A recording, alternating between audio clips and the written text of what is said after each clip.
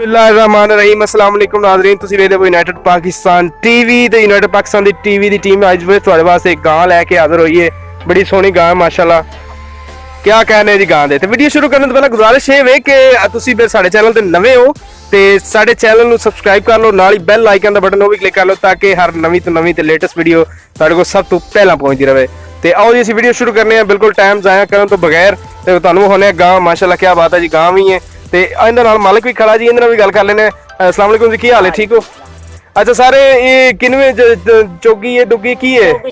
चौगी है ते ये किनवे सूए? दूसरे सूए। किन्ना दुध दिंदे?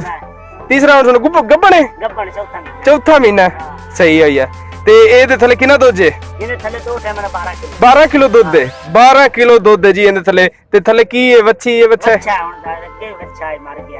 हुन फिर बच्चा है इहदे थले। क्या बात है जी, क्या बात है। बच्चा भी है इहदे थले। चौगी हैगी जी गब्बन चौथे महीने दी ते 12 किलो 2 टाइम दा दुध जी इहदे थले ते एक बच्चा भी इहदे थले। क्या बात है जी।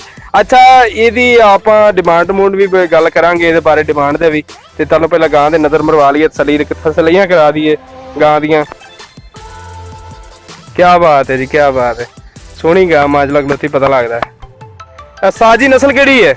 ਆਸਟ੍ਰੇਲੀਆ ਦੀ। ਤੇ ਅੱਗੇ ਟੀਕਾ ਰਖਾਇਆ ਕਿ ਕਿਹੜਾ ਰਖਾਇਆ ਜੇ? ਸਾਹੀਵਾਲ ਦਾ ਰਖਾਇਆ ਜੇ। ਠੀਕ ਹੋ ਗਿਆ। ਉਸਤਾਦ ਜੀ ਦੀ ਕੀ ਕੀਮਤ ਹੈ? 90,000 रुपया। कोई मोहब्बत प्यार नहीं हो सकती? चलो मुकार लो शायद 90,000 मुंह मंगी तो नहीं मिलती है। चलो ठीक हो गया जी।